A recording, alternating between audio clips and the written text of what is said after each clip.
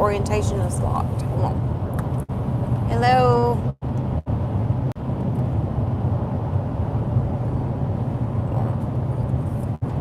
Good morning. I was trying to suction cup this, but it keeps falling.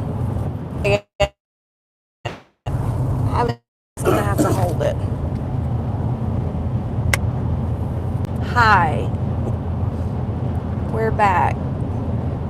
Let's see. Can y'all hear us okay? I put mics on us, so hopefully there's not too much road noise. So y'all let me know how the sound is. Good. So they can hear us good. Perfect. Do you hear the road noise?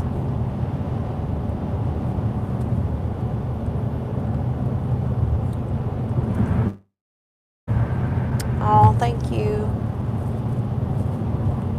Good. There's Lee. Good morning. He's in his uniform. He's got to go to the fire department after my doctor's appointment this morning. And I really don't have a plan on anything to talk about. So we could do like a little Q&A if y'all would like, because life has just been crazy lately. You told me about that article Diane shared with you this morning. Did they say anything about that? I checked that article, and that was from 2015. Oh, okay, good. Thank you for watching. Wow, there's somebody from Ireland. Kim asked, how am I feeling? I feel pretty good. Just some knee pain, but I mean, that's to be expected. But other than that, just the normal pain. I'm sure it's fixing to get a lot harder when I start PT probably this week. I'm not sure. I'll know more after my appointment. Has there been any negative side effects from having a trach? Can you feel where it was? Yes. My scar is like very, I don't know if you can tell, but it's very tight and it's very thick and it's very painful. Yes, I'm completely non-weight bearing. Every morning when I'm sorry, I forgot I had a mic on. That probably sounded awful. Every morning I wake up, I have to like stretch it because it just is so tight, and sometimes I look in the mirror to see if it's bleeding because it just feels like it's being ripped open. I don't know if there's anything they can do about that though.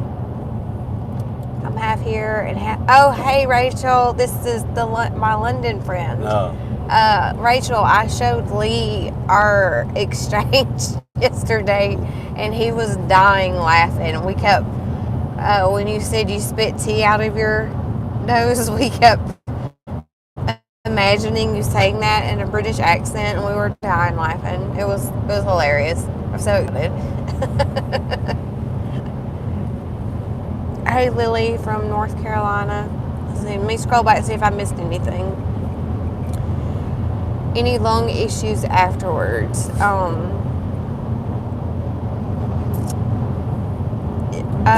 Well, I had lung damage so in 2020 I had COVID and was in the hospital for 2 weeks, and it kind of wrecked my lungs. So then when I had my accident, I was kind of already not where I should have been.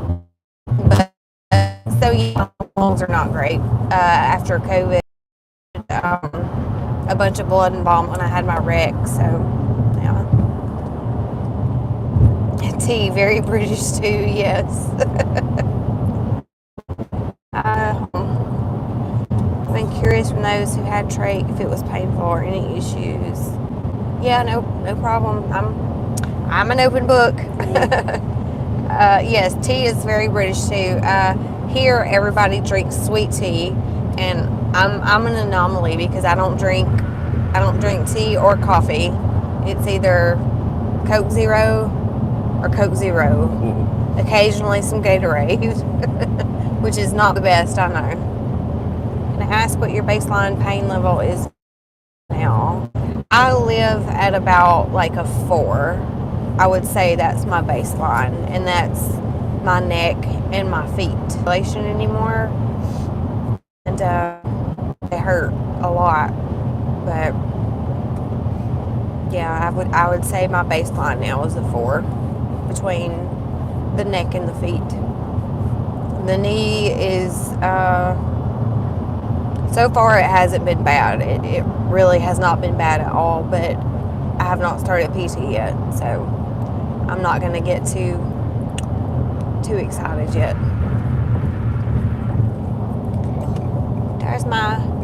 There's my sweet husband. Doesn't he look good in his uniform?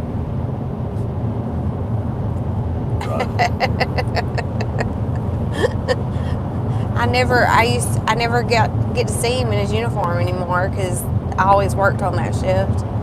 That's about what I can get my pain to with meds. I have a very bad lower back. Yeah, Lee's got a very bad back too.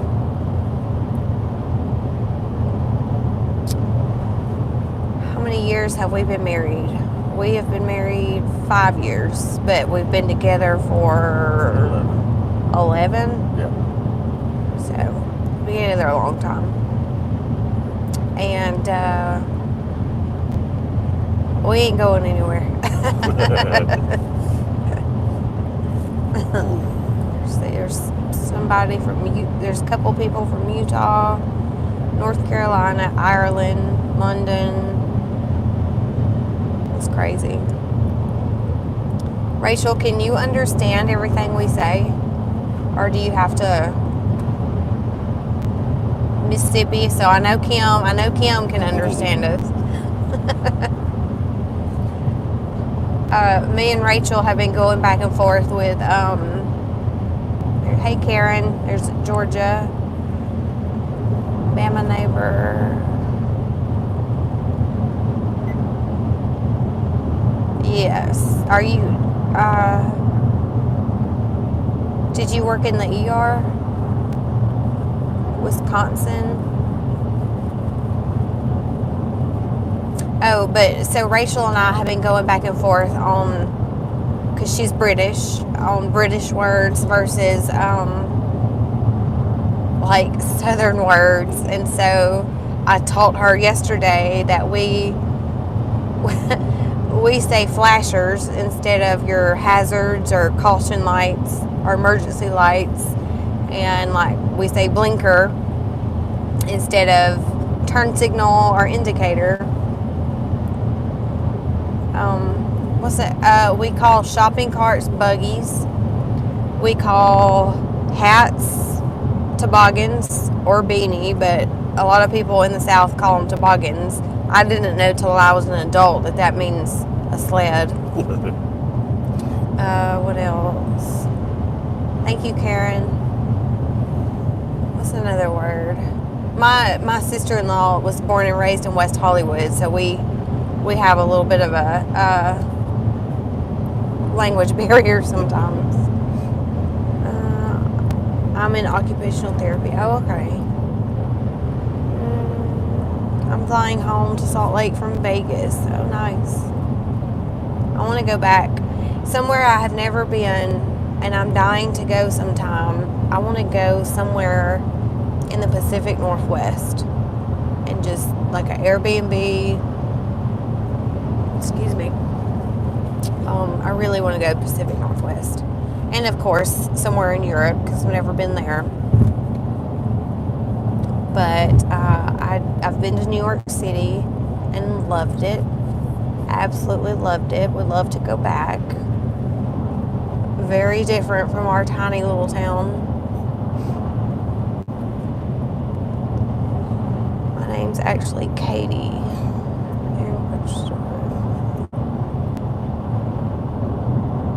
To go see my transplant team today. Well, thanks for stopping by, Katie. Rachel, I'm going to come to Europe one day, and we're going to meet up. We are in northeast Alabama. Well, no, more like Middle East Alabama in Heflin. Like Heflin, Anniston, Oxford area. That's where we are. Have a good day, Arlene. Thanks for stopping by. Sorry I didn't have a plan. Just the last time we did a live, people were like, oh my gosh, I loved it. And so this is our opportunity to do another one. I want to go to New York City just once. I want to see the big buildings. Yes.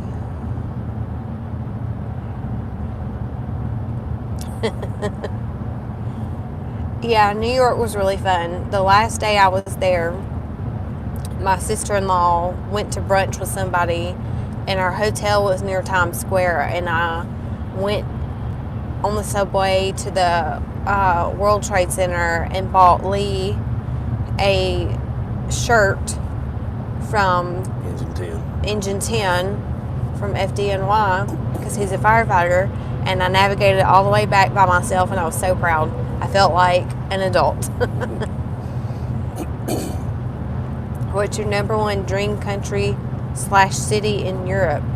I don't have a number one. I am very uneducated about Europe. So I really don't know. I would have to look into it. If you showed me a map of Europe, I would be like a kindergartner. Yeah, would not be great at it. But I have seen, like on Twitter or Facebook or something, they gave a map of the U.S. to like people in Europe, and it was really funny. London, of course, because Rachel's in London. Yes. Good morning. I don't know why I can't read that comment. Good morning, Christine.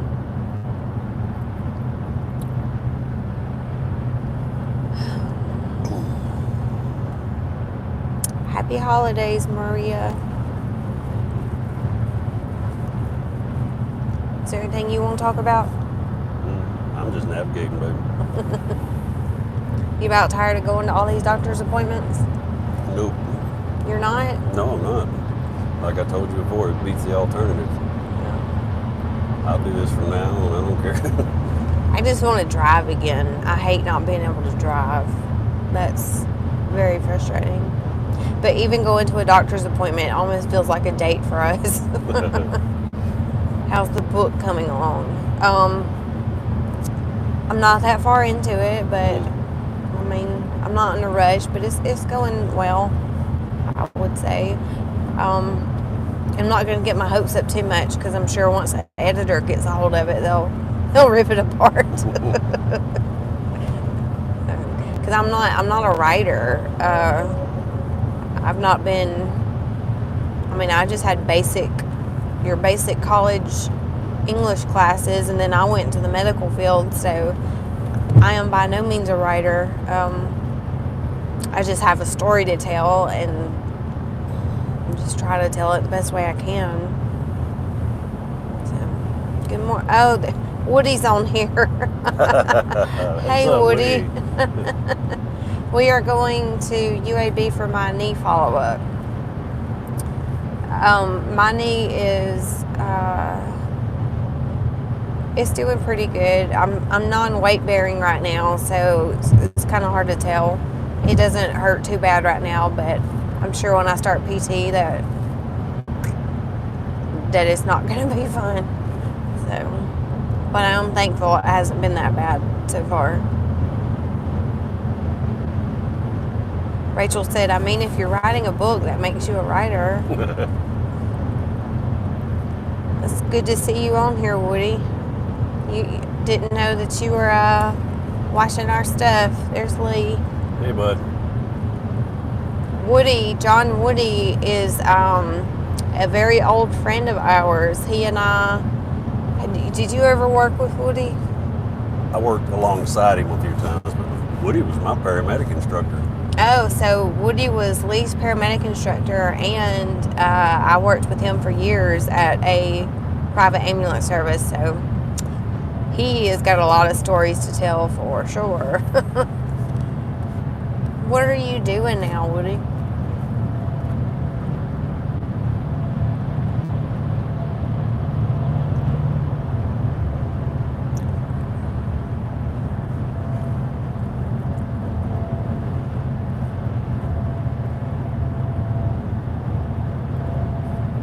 I guess the last time we saw him was at Justin's funeral. Yeah.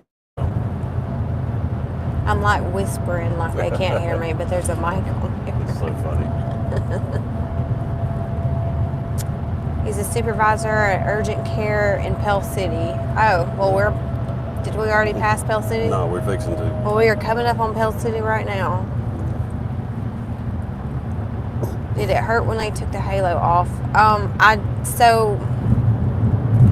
I think they did that in surgery, so they knocked me out because they had to put my VP shunt in and they had to take the halo off to do that. So it was a surgery and I don't remember any of it. Tell them about your peg tube. Oh, I'll tell you something that hurt. So I had a peg tube. It's for the non-medical people, it's a feeding tube, and it goes. There's like a machine that pumps nutrition into your stomach. Anyways, as a medic, we run so many calls where people would pull their peg tube out, and we'd have to take them to the hospital, and they'd put their peg tube in. It was never a big deal. So when I was in rehab, they came in my room to take my peg tube out. And I always thought it was like a balloon or something in there, but it's not. It's like a plastic disc in there. And that doctor leaned over and he put a towel on the tube and took his hand and wrapped it like that. And he was like, "Are you ready?" And I was like, "Hell no." And then he had to yank it and it popped like a champagne cork. That thing like he was cranking a chainsaw. Lee said he pulled it like he was cranking a chainsaw. I was screaming. Lee turned white, almost passed out. Hey, the nurse standing beside me. The nurse standing beside him, like it was so, like, I don't even have words. That was a terrible experience. After seeing that, next time I walk in the nursing home and find Granny sitting in her chair with that thing in her hand, I'm going to be impressed. Yeah. I don't know how all these elderly people accidentally pull them out because, like Lee said, it was like he cranked a chainsaw to pull it out and it made an awful, awful noise. And Woody, it was not funny. It was not funny. Woody said LOL. Not funny. I screamed bloody murder. I was so mad at that doc. There ain't no telling what came out of my mouth. But he was getting impatient with me, but I never want to experience that again. Catheters are not fun either. No, but I pee a lot, or I pee frequently, so I never complained when I had a catheter because it saved me from having to pee in a diaper. Did I ever pee in a diaper, or did I just poop in a diaper? I can't remember. I think it's just a poop. Yeah, I did have to wear a diaper for. Did I still have a diaper in rehab? Yeah. I wore a diaper for a while. Did they not? No. They didn't use anything. No. He put a towel around the tube and wrapped his hand around it and jerked it out. And it was fucking awful. Awful. She's not lying when she said it popped like a champagne cork. It made it like, okay, he's been a paramedic for how many years? 22. 22 years. 27 in the field. Nothing phases him. Like the color ran out of his face and he was like crying with me. Thank you, Maria. That's really sweet. Yes, modern day torture. It was awful. Awful, awful, awful. Oh, and there's only 20 people on here, so here's another story for you that we haven't told yet. I was in rehab for like 3 weeks or whatever. The day before I was to be discharged, I got this severe pain in my back. And it was getting worse and worse, and I was crying hysterically, in agony, begging for pain medicine. Like, I was in severe pain. And we just all thought it was part of because I did break my back in 3 places. But everybody thought it was just part of my injury, and I couldn't go to physical therapy that day. My occupational therapist ended up taking me to the room, but she spent the whole hour like massaging my back, trying to give me some relief, because I was in agony. And the nurse I had that day, she was acting like I was just being dramatic and making it up, and she was completely unsympathetic. And this went on for 13 hours? Mm-hmm. And they finally did a urinalysis and found blood and did a CT. I had a freaking kidney stone the day before I was to be discharged, and I had no pain medicine for it. I had nothing for it because they just assumed that it was just a normal, I don't know. But it went on way too damn long, I'll tell you that. My little overachiever, 3 months of all this other stuff, so you just added a kidney stone on for the topping. Yep. Well, because why not? Why not have a kidney stone on top of everything else? And in my blogging and vlogging, we haven't even got to that point yet, so I haven't even told that story. There's another story too I can tell on here. I've been saving this one because it's new. I just found out about it on Thanksgiving Day. What y'all don't know is that my sister is a procurement nurse for the Alabama Organ Center, or for Legacy of Hope. And what she does is when somebody is pronounced dead, she takes care of the donor body to make sure the organs stay viable. And then she facilitates where the organs go, and she's in the OR when they harvest. I found out on Thanksgiving Day that when I had the hydrocephalus, I quit breathing, apparently I blew both pupils. They were fixed, and I lost a gag reflex, and they referred me for organ donation. They were following up with me to be an organ donor. That's how bad it was. And then I ended up pulling through, but I didn't know that until this Thanksgiving, and it was a very quiet ride home that night. Me and Lee were both processing, like, yes, I was herniating, yeah. And my sister and Lee were in the room when it was happening. So yeah, and because we only knew about it because I got flagged into their system, and they actually had to lock my sister out. She couldn't have access to their system for a while to protect her privacy and my privacy. I don't know, but they actually locked her out of the system because I was referred to be an organ donor. So that was it's a lot to process. It's like hearing or reading your own obituary. That's what it feels like. But I think I'm still processing that. That's why I haven't wrote about it yet or talked about it, because it's a mouthful. I don't really have the words for it yet. How difficult was paramedic school? Thinking about getting into it. I don't know what kind of medical background you have. EMT basic is not, for me, was not hard at all. EMT basic, in my opinion, is just very basic things. And then when Lee went through, they didn't have EMT advanced, so I can't tell you how hard that is. But back when we went through, you went from EMT basic straight into medic school. Oh, he just finished EMT basic. Well, how did you do? How was the EMS basic hard? Excuse me, was the EMT basic hard for you, or did you sail through it?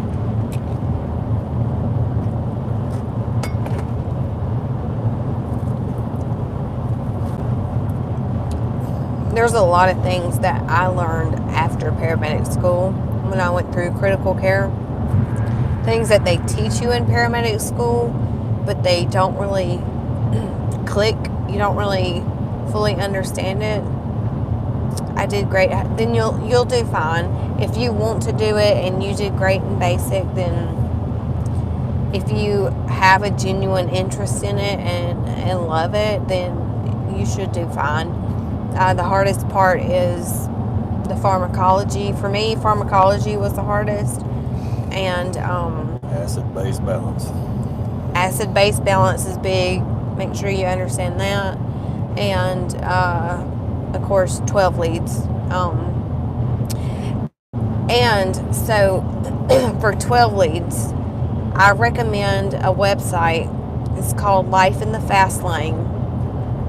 And it's a EKG, everything you could possibly want to know about EKGs, with examples, patient presentations, and their outcomes. Exceptional website. I cannot recommend it enough. Even after 10 years, I would go to that website a lot and just brush up, and fantastic resource. Highly recommend it. It's Life in the Fast Lane. Capnography is a big, when I was still on the truck in our area, it was really just starting as far as nasal capnography. Of course, capnography was big for ET tubes, but I actually used to teach a class on capnography because it was like my jam. I loved capnography. I loved talking about it. I loved using it on the truck with trauma patients. I can tell you a lot about trauma patients. Of course, your COPDers, asthma, any of that. I was very big on capnography. Unfortunately, the ERs were not big on it, and so they would look at me like I was crazy when I would tell them, you know, this is what the capnography was doing when I got there. I did this, this, and this, and now this is their beautiful waveform or whatever. They were like, okay. They did not care at all. They do now. They do now? Yeah. Okay. Lee says it's better now. I've been out for, 15 months now? Yeah. So I don't know anything anymore. I don't have the insider scoop anymore. But I did love capnography a lot. I taught several classes on it. It was everybody's got their thing. Every medic has got their thing that they just really love. And for me, it was capnography. What's your thing, Lee? I don't really know, but You're a jack of all trades. I just at this point, I've been doing this long. I don't really have anything that I just didn't. Well, I take that back. My favorite calls now are the lift assist. To actually help someone that's in a bind and just be able to make their day better. You know, that's one of my favorite calls now. Hey, beautiful hubby and wife. Hey, Creasy. Let's see if I missed any comments. What's the golden rule, Woody? What's the golden rule? What's he talking about? Is he talking about the golden hour? No, he said golden rule. Bob Page classes are awesome. Both 12 leading. I don't know who Bob Page is.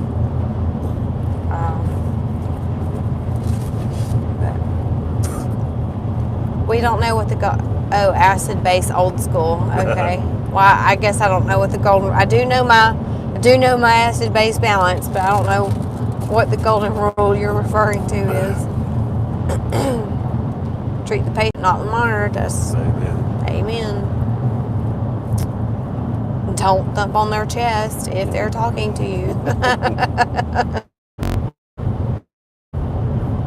I hope we're still here. Did you go? I don't know if I should go straight to medic.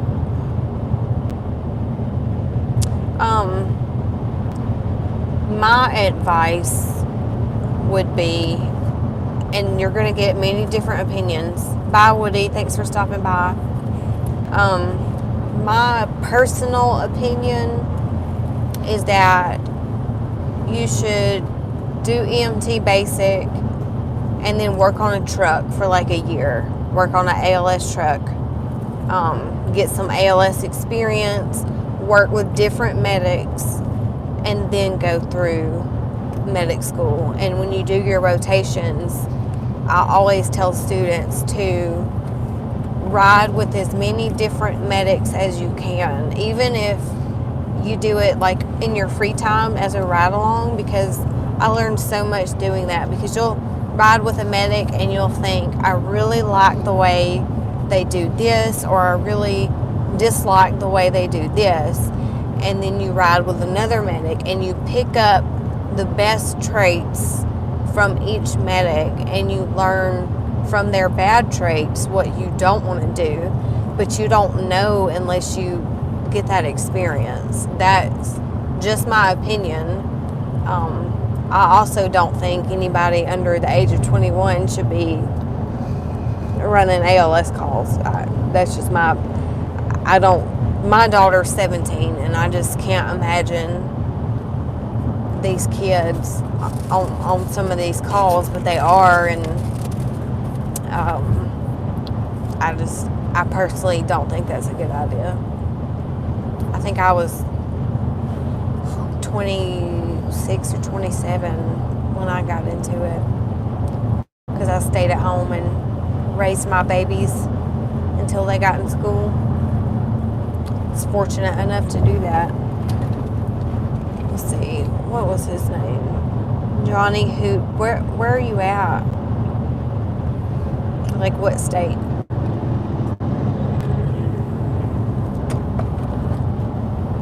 Wisconsin. Are you wanting to be in the fire department at all?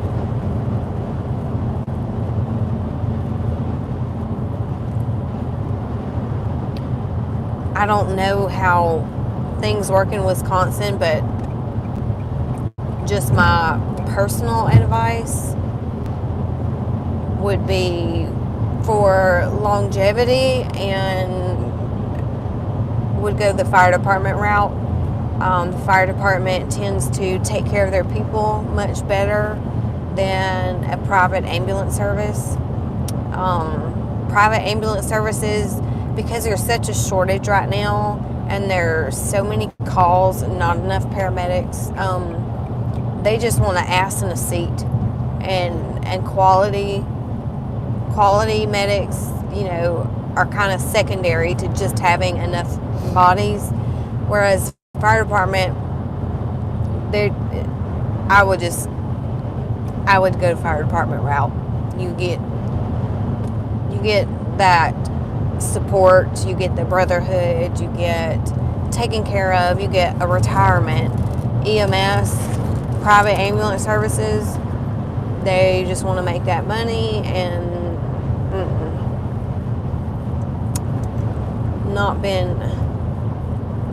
not had the greatest experiences. That I could do a whole 10 video series on private ambulance services. But let's see. Bet there's Coke Zero in that cup. Well, you are betting right, Caitlin. There is Kaylin. You are you would be winning that bet. But we are getting close to our destination, so we're going to hop off. But thank you guys for being here. It's really cool to get to talk to all of you, and I try to respond to comments as I can, but We stay pretty busy. But thank you all for being here and your support, and we love you, and never expected this, did you? No, not at all.